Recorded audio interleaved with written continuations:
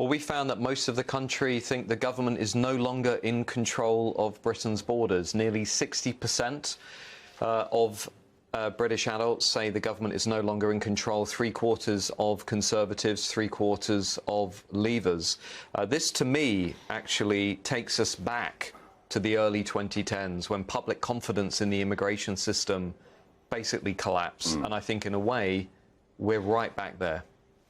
Yes, I mean, public loss of faith over borders, but also over sheer numbers coming into Britain. You've just heard me talk about, schools in Kent having no places for certain years.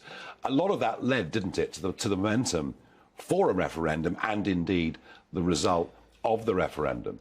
So if 3/4 of Conservative voters think we've lost control of our borders, where does that put Rishi Sunak as our new Prime Minister in the eyes of the public? I think it puts Rishi Sunak in a very difficult position because the migration flows, as you've just said, are changing rapidly.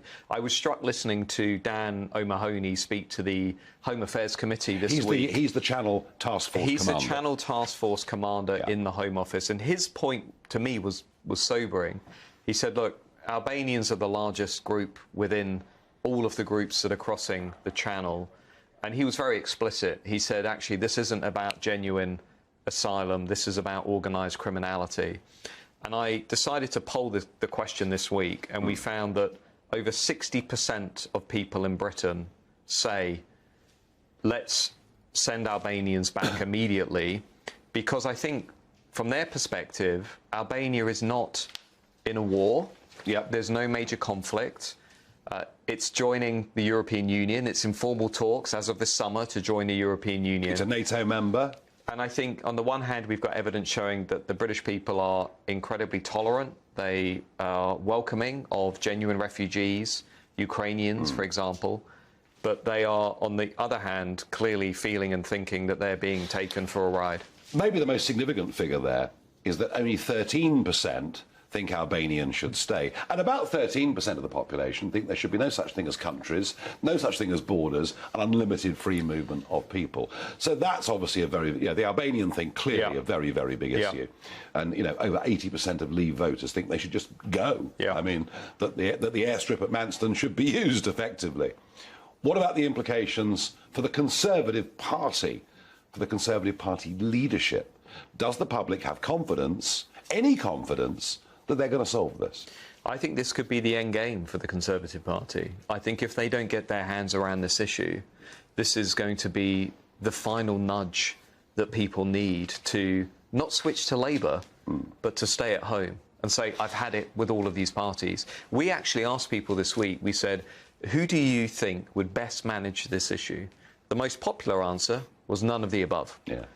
The second most popular answer was you. The third most popular answer was Keir Starmer. Wow. And the fourth most popular answer was Rishi Sunak. Now, historically, the Conservative Party has owned immigration. Go back to the 90s, 2000s. You remember as well as I do, this was the Conservative Party issue. Here's the problem. The Conservative Party no longer owns immigration. That is a huge problem for Rishi Sunak and the Conservative Party, because if they've got no way of pulling these voters back, as you saw at PMQs today... Every question from Starmer at PMQs today was on this issue.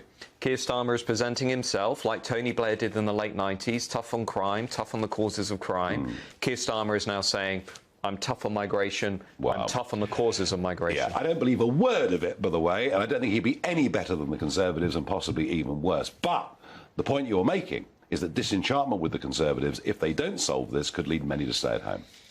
I'm worried about where we're heading as a country, actually. I think if we don't get our hands around this issue, look at Sweden, look at Italy, look at America, midterms next week.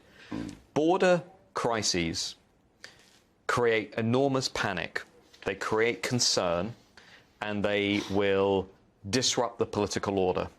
And if Sunak doesn't deal with this, if he doesn't reform the Modern Slavery Act, if he doesn't reconsider our relationship with the European Convention on Human Rights, if he doesn't think about the Rwanda deal and expanding that to other countries and so on and so forth, my worry is that we are going to end up in the place that these other countries have ended up, with a much more polarised politics.